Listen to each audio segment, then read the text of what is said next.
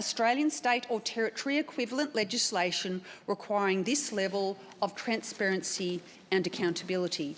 And I note, and I believe this issue has been raised here today, the Perrottet government has approved plans to extend the state's extraordinary COVID-19 emergency powers until March 2023.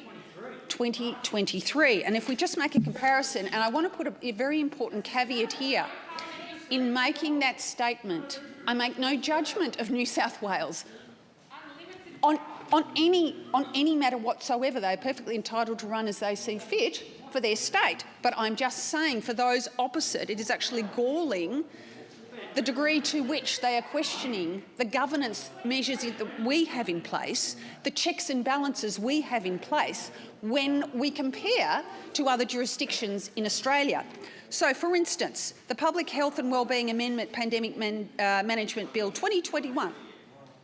Orders signed by elected officials in Victoria, yes. New South Wales, yes. OK, there's a comparator. Declaration of a pandemic must be based on advice by Chief Health Officer and Minister for Health. Yes in Victoria, no New South Wales. Declaration of a pandemic must be made before Minister of Health can make orders. Yes in Victoria, no New South Wales. Power to make declaration, ability to make orders are held by separate elected officials. Yes in Victoria, no New South Wales.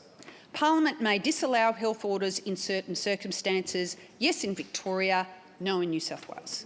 Full health advice is published. Yes in Victoria, no in New South Wales. Human rights assessments are released. Yes in Victoria, no in New South Wales. Independent Pandemic Advisory Committee, which I have already alluded to. Yes in Victoria, no in New South Wales.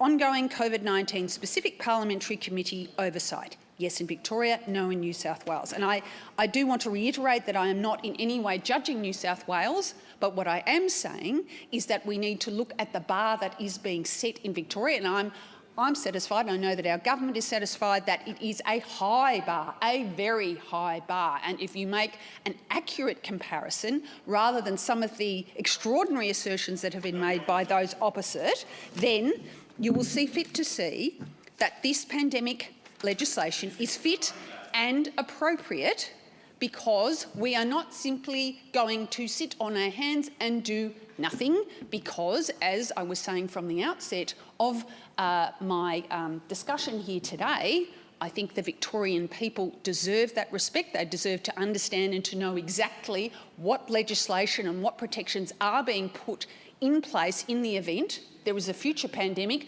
noting that we are not through the pandemic here yet. But can I say further,